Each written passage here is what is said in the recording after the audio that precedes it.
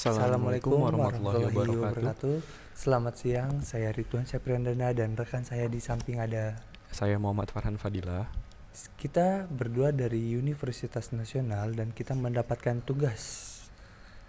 Tugas tentang mata kuliah dasar-dasar jurnalistik terkait dengan mewawancarai reporter yang sudah senior.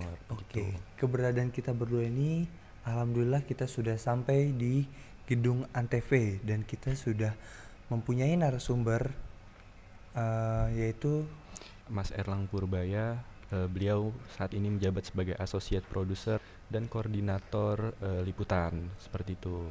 Jadi di sini kita tinggal menunggu narasumber kita untuk kita wawancarai dan kita mau ngasih tahu nih ke kalian apa aja sih yang kita persiapin berdua. Yang pertama tentu saja kita udah mempersiapkan pertanyaan gitu.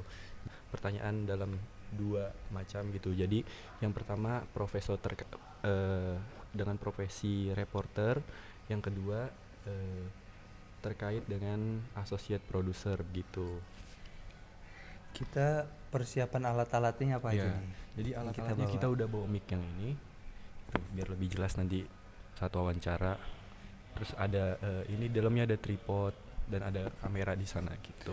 Ya udah langsung aja ya, nanti kita masuk ke sesi wawancara nanti. Bye. Kami dari Universitas Nasional.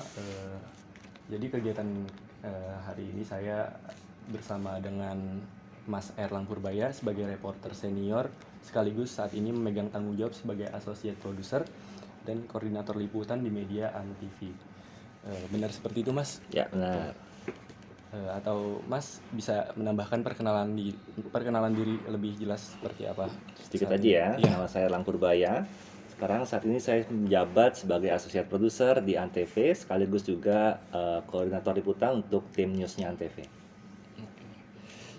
Jadi berhubung yang dijelaskan oleh Mas Erlang tadi, saat ini yang sudah menjadi reporter senior, pertanyaan saya sekarang hanya lebih fokus pada profesi Mas Erlang yang dahulu sebagai reporter. Nanti pertanyaan teman saya selanjutnya berkaitan dengan profesi Mas Erlang yang saat ini. Ya. Oke, kita mulai yang pertama ya, Mas. Siap. Mas Erlang, bisa diceritakan nggak bagaimana latar belakang Mas Erlang? Apakah pernah menempuh pendidikan yang berkaitan dengan jurnalistik? Oke. Kalau ini agak sedikit lucu sebenarnya, karena kenapa saya kuliahnya bukan di jurnalistik. Saya kuliah di salah satu universitas swasta, ngambil jurusannya tuh komunikasi, lebih tepatnya advertising, periklanan gitu kan. Jadi ketika nyemplung sebagai jurnalis, reporter, ini semuanya serba kebetulan aja, gitu kan.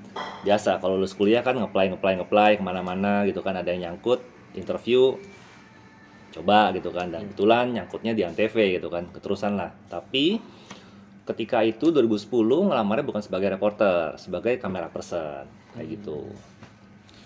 Oke, lanjut lagi ya, Mas. Sudah berapa lama Mas Erlang menjadi seorang reporter, dan bisa diceritakan nggak awal mula perjalanan menjadi reporter itu bagaimana?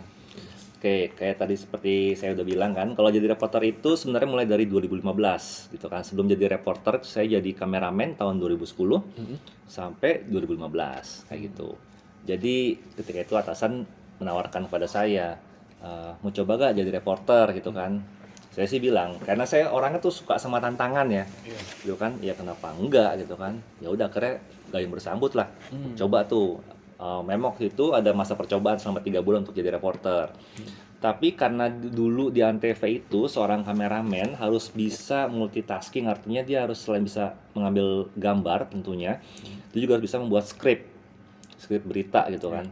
Yang walaupun nanti akan tetap diedit lagi sama produser dan teman-teman yang lain ya, tapi seenggaknya dia harus bisa belajar nulis yang benar ya. Dulu kan masih 5W1H, jadi harus dapat tuh kaidah-kaidahnya gitu kan.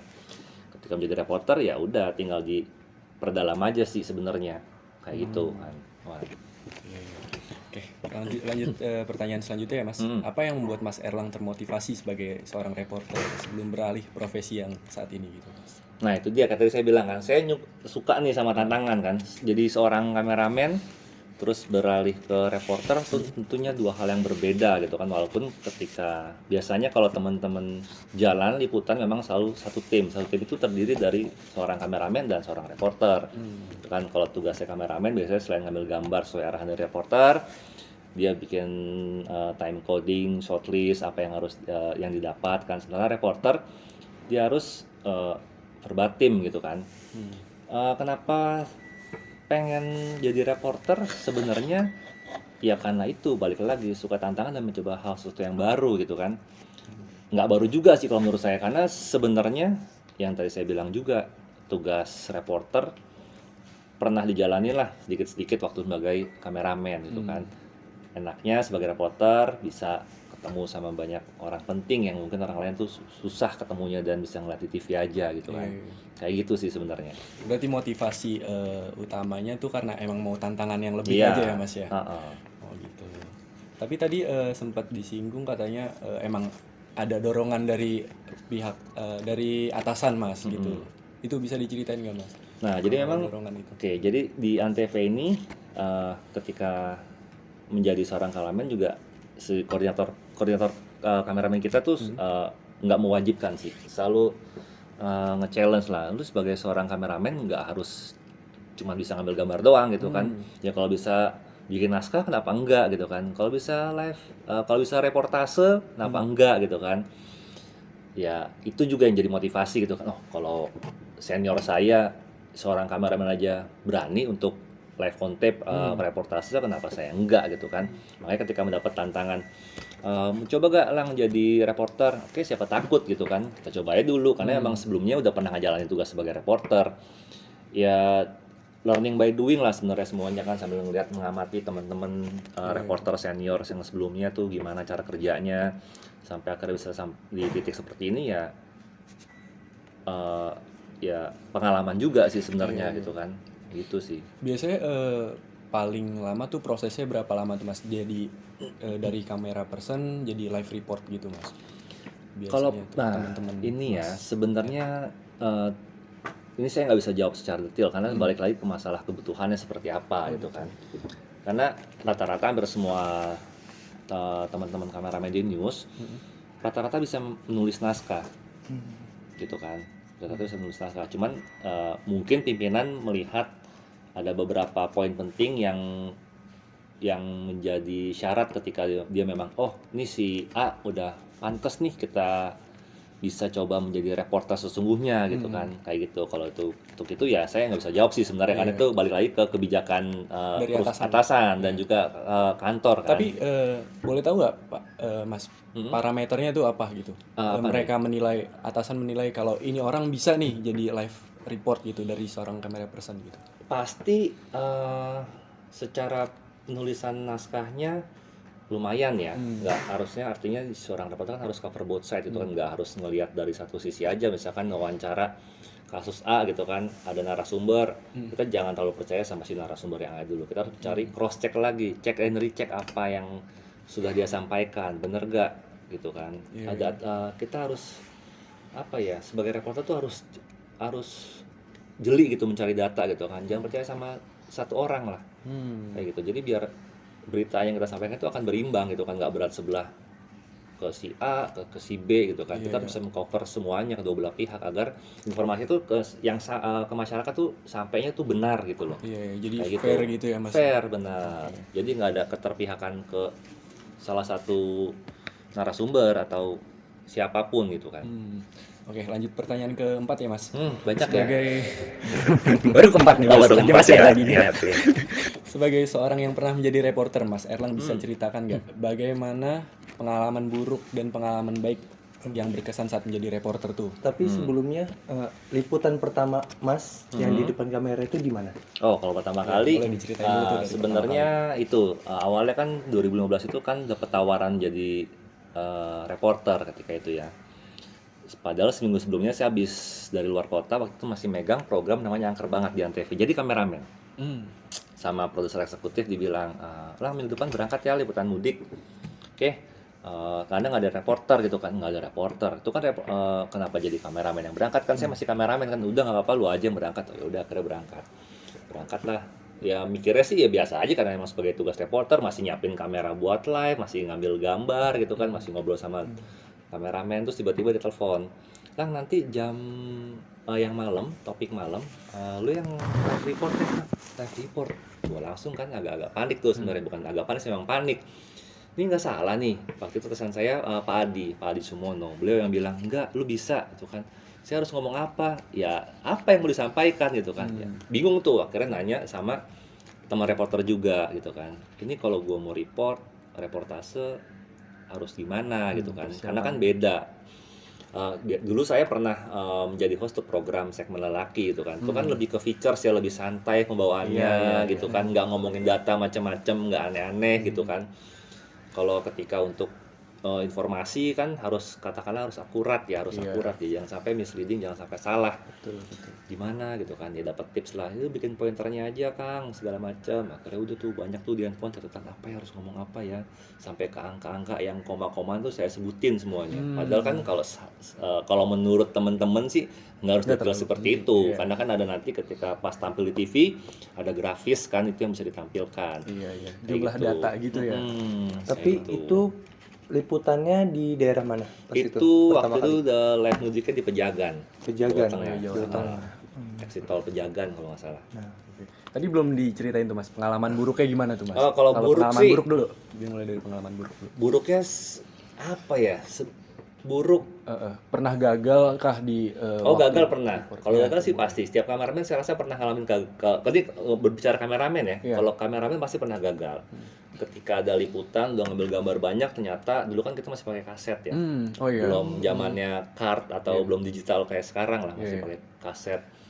PDV atau mini DV. Jadi kalau PDV itu dia kasetnya warna abu-abu, kalau mini DV kan yang biasa tuh yang putih, Iya, yang iya. hitam gitu kan. Ngambil tuh gambar, udah ngambil banyak banget, ternyata pas nyampe kantor di preview gambarnya nggak ada. Waduh, itu format semua berarti. Jadi Apa itu terjadi filenya? karena si kameranya headnya yang untuk ngerekam itu, ini teknis ya, Iya. katanya kotor gitu kan, makanya dulu setiap kameramen harus wajib membawa kaset cleaning Iya. gitu loh. Jadi kalau misalkan gambarnya nanti pas direkam scratch, dia harus cleaning dulu tuh kameranya, baru misalnya ngerekam lagi. Karena itu dulu masih anak baru ya kan, belum nyiapin segala macam gitu kan. Yang rekam aja kan segala macam, terus ternyata blank. Udah sampai kantor ya dimarahin. Itu Akhirnya berarti bikin DP. awal-awal aja ya Mas? Awal-awal. Kayak gitu. Kalau jadi reporter Apa tuh yang paling buruk? reporter sih kayaknya nggak ada ya. Nggak ada. Kalau kayak dimarahin sama narasumber, terus kayak nggak juga sih. Biasa aja sih sebenarnya ya. Karena kan banyak teman-teman yang lain juga tuh, jadi bisa ngeliat pertanyaannya apa, paling nimpalin aja kalau nggak ada yang disesuai wishlist, baru saya suka nanya gitu kan. Tapi selama jadi reporter sih alhamdulillah nggak pernah yang gimana-gimana sih sebenarnya. Atau pernah nge-reporter demo gitu Oh Mas? pernah. Terus Saya device-nya Mas tuh bisa hancur gitu. Mungkin device sih hancur nggak, tapi hilang. Oh hilang tuh. Itu buruk juga tuh Mas Iya, ya. buruk juga hilang. Itu jatuh sih sebenarnya, nggak tahu entah jatuhnya kenapa. Waktu liputan di Bawaslu, yang kerusuhan di Bawaslu tahun berapa ya? 2000 belakangan yang lalu lah Belasan ya, pokoknya. masih belasan Iya, ya? masih itu 2000 Iya, sekarang iya. ini ya kan. Liputan kerusuhan Senayan ya. di enggak di sini di Tamrin, Oh McD. iya Tamrin. Di situ kan, dekat KPU. Hmm. Dekat ke situ, lagi baru nyampe, masih inget banget tuh waktu itu nyimpen handphone di dalam waistbag gitu kan, ditaruh di handphone, ditaruh paling bawah, ada dompet, ada segala macam. Karena biasanya saya sama teman-teman ketika pas lagi liputan yang rusuh-rusuh nggak naruh di celana nih. Iya. Karena udah well prepare aja gitu kan, daripada kenapa-napa pasti kita taruh di tas yang taruh di depan sini ya kan. Ya udah pas lagi jalan nebusin kerumunan orang banyak tuh kan, orang-orang banyak, udah nyampe pas TKP mau ngecek handphone nih, mau ngabarin ke kantor, sedangkan udah mau sampai nih, udah sampai titik gitu kan. Ternyata handphonenya nggak ada gitu kan. Ya itu mungkin saya juga nggak paham sih apa itu saya yang teledor atau gimana. Namanya musibah lah ya, kan nggak ada yang tahu sih. Iya. Waktu Gitu itu aja jadi reporter atau masih kamera person itu? Oh, udah reporter. Oh reporter. Reporter. Kalau yang baiknya apa tuh Mas yang sejauh ini? Baiknya apa ya? Dikenal sama Nah, paling mengenaskan lah gitu. paling menyenangkan. menyenangkan. Apa ya? Yang pasti bisa kenal sama pejabat ya. Yang paling berpengaruh nih Mas, siapa nih Mas? Menurut Mas? Apanya nih? yang paling apa ya namanya? Berkesan. Berkesan gitu lah. Berkesan, semuanya sih berkesan sih kalau menurut saya sih ya. Berkesan gitu kan. Berkesan lah, nggak ada yang nggak berkesan sih. Alhamdulillah gitu kan. Jadi menyenangkan sih sebenarnya jadi reporter gitu kan. Contohnya ke apa tuh? Ke politik semua tuh Mas? Enggak, jadi kalau di Antv itu kita nggak desnya nggak apa desnya itu nggak ditetapkan di satu des politik gitu kan, hukum nggak. Kita semuanya memang menyebar Oh gitu. gitu. Apapun itu bisa kita liput, yaitu metropolitan, politik, hukum, semua. Jadi memang ya itu sebenarnya kesempatan salah satu keuntungan sih kalau menurut saya ya. Jadi kita bisa belajar di semua lini itu, dari politiknya, olahraganya, belajar ekonominya gitu kan. Cuman kadang-kadang kan gak enaknya katakanlah jadi sporadis tuh kan. Jadi belajarnya bingung nih ketika pas lagi katakanlah politik nih. Udah mau hatam soal politik, ternyata besoknya liputannya yang beda gitu kan. Wah, harus belajar ulang lagi gitu kan. Tapi itu kan dinamis sebenarnya, kita harus cepat sebagai seorang reporter, kita harus cepat adaptasi sebenarnya kan. Kayak gitu sih. Oke, kita lanjut pertanyaan selanjutnya aja ya Mas.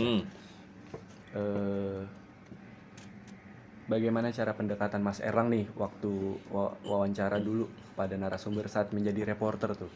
Nah, biasanya nih kalau saya misalkan sebelum ditugaskan untuk berangkat liputan, saya browsing dulu, saya riset apa yang mau saya tanyakan ke narasumbernya. Gitu kan. Misalkan one-on-one interview, berarti saya harus tahu profilnya dia dulu seperti apa gitu kan. Kalau ya kayak sekarang nih, katakanlah kita one-on-one, kita harus tahu dulu nih dia tuh lulusan mana sih, backgroundnya mana sih, biar kita nyambung gitu kan. Tapi kalau misalkan cuma doorstop, misalkan momen gitu kan, kayak konvers, ya kita pelajarin kasusnya aja. Apa yang misalkan konvers tentang misalkan kasus A gitu kan, ya kita carilah apa yang kita Browsing pelajari. dari internet aja berarti dari ya? internet gitu kan, kayak gitu. Dan juga biasanya dulu suka kalau untuk program kita suka nanya ke tim riset gitu kan. Misalkan kita mau ngeliput ya kasus A gitu kan, boleh tolong risetin dong. Ya kita baca dari risetnya mereka, sekaligus kita juga ngeriset buat diri kita sendiri kayak gitu. Riset itu penting sebagai buat jadi reporter sebenarnya. Jangan sampai ketika kamu wawancara seseorang tapi kamu blank, nggak punya apa-apa, nggak ada isinya gitu kan, cuman modal datang doang nih sama mulai sama PD aja, enggak, salah kamu kalau kayak gitu. Ketika nanti tanya balik sama narasumber, kamu dapat data dari mana, kamu nggak punya itu risetnya, kamu gimana coba? Mau counter baliknya seperti apa? Berarti harus emang pelajarin dulu ya, harus dapat Pasti, datanya dulu. iya, kita harus pelajarin dulu. Kamu mau terjun ke medan perang nih, tapi kamu nggak punya peralatan, cuman pakai kaos doang. Sementara teman-teman kamu udah pakai rompi anti peluru, pakai helm, Iya. gitu kan. Analoginya seperti itu ya Seperti Mas? itu kurang lebih. Jadi kalau mau terjun ya well prepare, apa yang harus disiapkan, semuanya menyesuaikan gitu kan, tergantung apa yang mau kamu wawancarai, pertanyaan mau seperti apa, riset penting itu. Kayak gitu. Yang selanjutnya Mas, pertanyaan saya, liputan apa yang paling kontroversial atau populer yang pernah Mas Erlang kerjakan selama menjadi reporter gitu Mas? Kalau jadi reporter Ada nggak suatu Apa kasus gitu? kayaknya sih enggak deh. Kayaknya enggak ada. Waktu itu bikin program, bukan program. Sorry, liputan tentang kebakaran hutan. Itu sih kayaknya yang paling menarik sih. Itu di mana tuh Mas? Di Jakarta sih, di Jakarta. Kebakarannya Enggak. Jadi gini, kita ngebahas kebakaran kan terjadi di Kalimantan waktu itu. Kalimantan itu. Tapi memang kan paket-paketnya kita perlu wawancari orang-orang yang kompeten kan, akhirnya lari ke beberapa pihak lah. ke ahli pakarnya ya? Gitu kan, datanya harus harus lengkap gitu kan, karena ngomongin data kan. Kalau salah sedikit ya panjang urusannya nanti kayak gitu. Berarti itu ya yang paling booming yang pernah Mas kerjain ya? selama jadi Itu nggak reporter? booming juga sih, tapi paling menarik sih kalau Paling buat menarik, saya ya menarik. sebenarnya. Oke, pertanyaan terakhir nih Mas dari saya, bisa gambarkan nggak urutan pembuatan berita yang benar sehingga dapat dipublikasi, dan bagaimana menentukan pembuatan berita yang baik dan menarik dalam reportasi itu Mas? Nah, gini nih. Urutan pembuatannya seperti apa? Gimana cara nentuin tuh Mas pembuatan berita? Sebenarnya kalau jadi reporter itu kan tugas kita hanya hanya menjalankan tugas dari koordinator liputan gitu kan. Jadi ketika misalkan Farhan liputan soal kasusnya si A ya, biasanya si koordinator liputan tuh sudah memberikan wishlist. Daftar pertanyaan apa yang harus kalian dapat dan kerjakan itu sudah ada gitu kan, keperluannya untuk apa. Nah, tugas si reporter tinggal riset lagi tuh tentang kasus yang sudah yang dikasih tadi tuh. Oh, besok dapat penugasan misalkan ke KPK. Kasusnya misalkan atau si Joni Joni Jeplet itu ya kan. Jeplet, ya. Misalkan dia gitu kan. Ya, pelajarin kasusnya apa gitu kan. Kayak gitu sebenarnya. Tapi biasanya berapa list tuh mas, list pertanyaan tuh? Tergantung, kalau dikasih? tergantung. Itu nggak harus misalkan dengan 3 pertanyaan cukup, nggak juga. Karena kan yang saya bilang, si reporter itu kan harus bisa mengembangkan pertanyaan kan. Nanti jawaban dari si narasumber itu bisa jadi pertanyaan berikutnya lagi, pertanyaan berikutnya Iya lagi betul, bisa gitu loh. dikembangin ya mas. Sampai kita dapat apa yang kita mau, misalkan sampai keluar pernyataan, oke saya ngelakuin perbuatan ini, saya yang tanda tangan misalkan, yang mau dikejar statement itu. Iya, Ya iya. gimana caranya? Si reporter harus bisa tuh menggalinya, Iya. kayak gitu sebenarnya. Oke, jadi cukup aja sih pertanyaan dari saya yang terkait Oke. profesi mas saya sebagai Ya. dulu reporter senior nih sekarang nih mas. Ah. Oke, lanjut sama teman saya Ridwan. Oke, gimana Iya. Iwan? Tadi rekan saya sudah menanyakan pertanyaan yang waktu Mas masih menjadi reporter. Sekarang saya menambahkan pertanyaan yang profesi Mas sekarang gitu, yaitu associate producer. Oke. Nah, pertanyaan pertama nih Mas, apa yang mendorong Mas Erlang untuk beralih profesi yang dulunya reporter, sekarang yaitu associate producer? Nah, tadi kan saya juga bilang tuh sama Farhan. Sebenarnya saya suka tantangan itu kan. Kenapa bisa menjadi seorang associate producer? Ya, saya suka tantangan gitu kan. Kayak belajar tuh kan apa ya? Katakanlah jangan cepet puas gitu kan. Pasti masih banyak ilmu yang bisa kita raih lagi gitu kan. Ya, saya ngerasa mampu menjadi associate producer, kenapa enggak gitu kan sebenarnya gitu kan. Gimana ya, proses juga sih sebenarnya sih Wan. Ada balik lagi, ada tawaran dari atasan menjadi associate producer atau enggak gitu kan. Tapi kan enggak semudah membalikkan tangan kan, harus ada tahapan yang harus saya lalui ya sampai bisa akhirnya di poin seperti ini gitu loh sebenarnya gitu Wan. Apa sih perbedaannya waktu Mas Erlang melakukan liputan gitu dengan yang sekarang hanya mengkoordinatorin saja? Oke. Apa lebih sulit, apa lebih santai?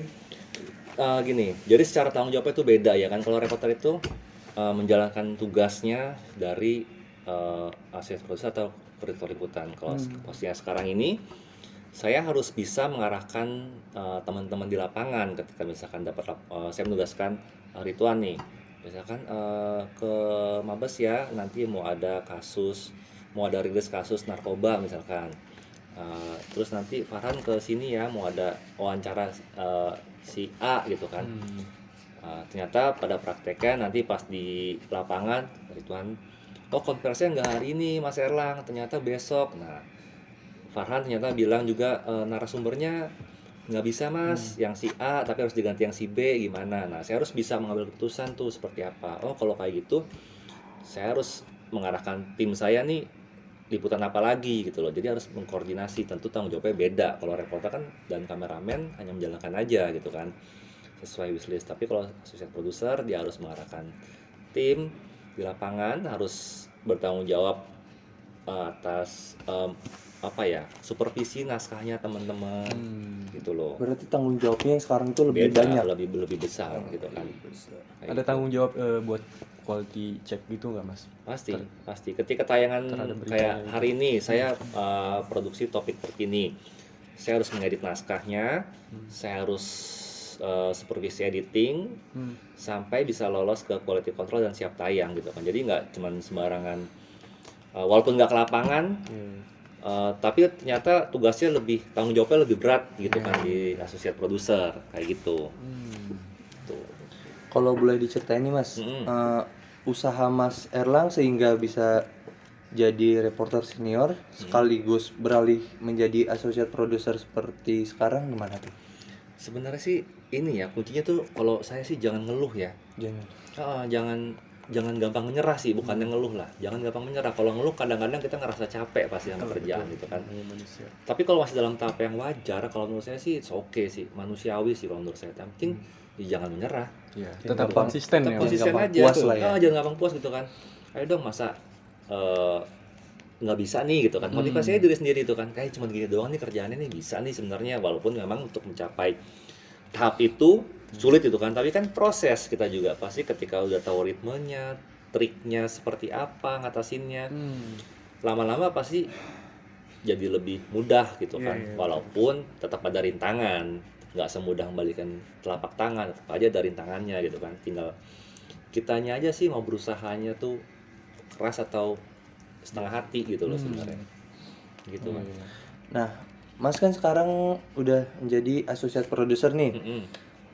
Tapi Mas Erlang ini masih melakukan reportasi ke lapangan lagi atau mempunyai kesibukan lain di luar dunia jurnalis? Nah, kalau masih reportase masih kemarin masih terakhir live mudik kemarin gitu kan. Oh, kemarin. Kemarin tuh masih live reportase mudik. Kalau di luar jurnalistik sih nggak ada sih kebetulan. Itu pas mudik kemarin Mas liputan di mana tuh? Cikampek, di Cikampek, area Cikampek dan sekitarnya lah. Jadi kemana-mana sih sebenarnya. Oke, lanjut ya Mas ya. Lanjut. Sebagai reporter senior nih, Hmm. yang saat ini jadi associate producer, rencana Mas Erlang ke depan ya, yang berkaitan dengan profesi saat ini apa? Yang pasti sih pengen, kalau bisa sih karirnya pengen lebih bagus lagi ya. Karena masih banyak banget ilmu-ilmu yang belum saya dapat sebenarnya kan, masih banyak harus belajar. Saya di posisi sekarang juga masih banyak harus belajar yang apa ya, masih banyak yang belum saya pahamin lah sebenarnya. Kalau apa ya, masih terlalu dini lah untuk cepat puas kalau di posisi sekarang gitu kan. Intinya masih pengen berkembang aja sih sebenarnya. Masih berkembang banyak lagi. skill-skill yang harus saya pelajari lagi, develop diri sendiri, motivasi gimana cara biar bisa lebih berkembang gitu kan. Lebih bermanfaat aja sih buat teman-teman semuanya sih, termasuk ke diri saya juga kayak gitu. Nah, tadi kan dari yang pertanyaan awal itu dari Farhan rekan saya, itu Mas masih di zaman yang kayak masih pakai kaset gitu. Nah, di sini apakah perkembangan media dalam era digital saat ini mempunyai dampaknya pada pekerjaan Mas Erlang jalani sekarang? Oh pasti. Kalau dulu tuh kan ribet ya pakai kaset nih, kalau jadi kameramen gitu kan ribet pakai kaset gitu kan. Kalau sekarang kan udah mempermudah kan, udah digitalize semuanya kan. Pakai card, kamera udah berbau card digital gitu kan. Pakai handphone pun masih oke. Masih oke. Gitu loh. Jadi udah mempermudah, kayak contohnya kayak sekarang nih kalian interview modal handphone, mic wireless bisa. Kalau dulu kan handphone nggak ada yang proper gitu kan, agak susah secara kualitas resolusinya. Tapi kan kalau sekarang tuh gadget teknologi ngebantu banget sih. Untuk banget ya. Ngebantu banget, pasti itulah. Oke, nih Mas Erlang, bisa di-share nggak tips and trick bagaimana Aduh. caranya memilih berita yang layak untuk dipublikasi? Aduh, kalau ini agak berat nih sebenarnya kalau ulangnya publikasi. Yang pasti yang tadi saya bilang ya, dia harus cover both side ya, harus bisa harus beritanya tuh harus berimbang, jangan berat ke siapapun gitu kan. Kita sebagai jurnalis harus bisa memberikan informasi yang benar gitu loh. Jangan sampai berita yang informasi yang kita sampaikan ini jadi membohongin publik gitu kan. Jangan sampai kayak gitu. Itu aja sih sebenarnya. Apakah pengalaman Anda Mas Erlang ini menjadi reporter dulu membantu Mas dalam pekerjaan saat ini sebagai associate producer? Oh pasti ya kan, kayak tadi sebelum saya ke Asprod saya seorang kameramen. Menjadi seorang reporter, saya udah kebayang tuh kalau menjadi reporter nih. Oh misalkan liputan ini, saya udah kebayang gambarnya seperti apa. Gambar yang saya butuhkan tuh seperti apa. Saya udah bilang sama kameramen, gue maunya gambar ini ya, gue perlu gambar ini. Saya udah kebayang tuh, gitu kan. Ketika pas jadi reporter gitu kan, ketika pas jadi Asprod juga ngebantu karena kan dari reporter udah biasa nulis naskah gitu kan. Iya. Ketika pas jadi asprot ya menulis naskah katakanlah bukannya sombong, jadi kayak dulu kan gue juga nulis naskah gitu loh. Jadi seenggaknya udah ada basic-basicnya semua Iya. gitu. Jadi tinggal kita mempertajamnya aja seperti apa gitu kan. Gitu. Tinggal Itu cara aja sih. berkreasinya aja gimana ya kayak Mas gitu. ya? Tinggal dulu kita nggak tahu nih kalau ternyata menulis seperti ini tuh nggak boleh gitu kan. Pas jadi reporter sih kita tulis aja gitu Iya, kan. iya. Ternyata pas jadi aspro, nggak bisa nih, ada batasannya. Gambar nih nggak boleh yang terlalu dikeluarkan seperti ini misalkan, kayak gitu ketika kameramen seperti itu. Jadi memang semuanya tuh kayak mata rantai gitu kan. Nggak bisa instan gitu aja belajarnya sih sebenarnya. Iya, saling Gitu. terhubung ya Mas. Oke, ini pertanyaan terakhir ya Mas. Terakhir mulu nih. Ke-9 ya. Nah, Mas kan udah menjadi reporter senior gitu. Mas Erlang bisa kasih arahan atau saran nggak kepada reporter baru yang kayak Insya Allah nih, kayak kita berdua nih, Insya Allah. Iya. Apa aja sih Mas yang harus disiapkan gitu untuk menjadi reporter profesional lah? Oke, yang pertama jangan lupa untuk riset gitu kan. Kita bilang riset tuh penting banget. Kenapa? Jangan sampai kalian ketemu narasumber, kalian tuh nggak ada isinya gitu kan. Riset. Pendekatan persuasif tuh penting banget ketika ketemu sama narasumber, pelajarin karakternya seperti apa. Jadi ketika pas interview, kita tuh bisa lebih santai, dia bisa lebih terbuka. Jadi sebelum interview ada pre-interview gitu kan, katakanlah kayak tadi nih, kalian datang kita ngobrol-ngobrol dulu gitu. Ayo Mas, apa kabar? Lagi sibuk apa? Basa-basi, perkenalan gitu kan, biar lebih cair suasananya gitu kan. Jangan langsung datang mau wawancara langsung, Mas langsung wawancara ya, ini siapa gitu kan. Nggak belajar hal-hal yang apa ya, yang mungkin nggak didapat di secara teori gitu kan, tapi Mungkin itu mannersnya kali ya Mas. Ya? gitu kan, Etikanya. etikanya gitu kan. Tapi yang paling penting sih riset, tadi belajar gimana cara berinteraksi, terus sama kalau reporter tuh penting banget cross check dan recheck jawaban apapun itu, datanya dari mana, jawaban narasumber itu seperti apa, cross check lagi. Jangan sampai misalkan saya ngasih data gitu kan, kalian makasih ya, kalian telah mentah-mentah tuh datanya, ternyata salah Itu nggak valid gitu kan, nggak valid gitu kan. Itu kan fatal akibatnya, ya kan. Kesalahan ada di kalian. Itu kenapa? Karena kalian malas tuh nggak nge-recheck lagi nih, ya kan. Ketika dikasih sesuatu ya dicek dulu kan. Sekarang teknologi udah oke banget, ya kan. Bisa browsing, ya kan. Tanya Mbah Google tuh gampang gitu kan. Kita bisa validasi lah datanya itu benar atau enggak. Terus bisa banyak sumber-sumber yang kredibel yang kalian pasti tahu lah, nih apa sih ini nggak kredibel nih, misalkan si website ini nggak percaya gitu kan. Nih website ini oke nih, kayaknya nih bener deh nih gitu misalkan. Dari situ sih sebenarnya. Jadi jangan males untuk mengulik segala sesuatunya gitu loh. Pelajarin aja terus. Penting itu ya dalam. Penting, iya. jadi Jangan reporter. sampai kalian telan mentah-mentah informasi yang diberikan, kalian sampaikan kepada publik dan ternyata tuh salah. Fatal. Nah, ini udah selesai, tapi saya masih penasaran nih. Siapa sih idola Mas gitu loh, kayak dari reporter di dalam dunia jurnalis lah. Mas panutannya siapa? Mas ngelihat siapa gitu? Siapa ya? Saya suka sih rata-rata ya, semuanya tuh. Najwa Shihab sih saya suka, Adi Refnoya tuh saya suka, terus Aiman tuh oke. Mereka tuh nanya-nanyanya tuh straight to the point ya, bisa menggali si narasumber dengan cermat gitu kan, bisa ngelihat jawabannya tuh kayak dapat gitu loh. Dia mau nanya apa, dia ngincar jawaban ini udah pasti bakalan dapat gitu kan. Kayak gitu sih gitu. Mas, saya mau nanya ini tadi satu aja. Apa tuh? Tadi kan ditanya tuh sama teman saya Ridwan. Rencana Mas ke depan tuh yang berkaitan dengan profesi saat ini jurnalis tuh apa tuh? Mas, saya mau ke yang paling tinggi kan ada redaktur utama ya kalau nggak pemimpin salah. redaksi. Pemimpin redaksi, iya. Mas mau sampai ke tahap itu atau ada lagi yang lebih tinggi gitu Mas? Enggak sih, sebenarnya sih. Jelasin nggak Mas? Kalau pengennya sih pengen berkarir di bidang yang lain gitu kan. Gitu. Jadi nggak terpaku di jurnalistik aja gitu kan, pengen mencoba sesuatu yang baru sih sebenarnya. Jadi biar dapat ilmunya. Kayak sebelum saya seorang jurnalis ini, saya kerja sebagai seorang konsultan appraisal, penilaian. Sebenarnya itu nggak nyambung sama kuliah kan. kuliah komunikasi advertising, ternyata jadi appraiser. Appraiser start dari 3 tahun 2007 sampai 2010 itu kan.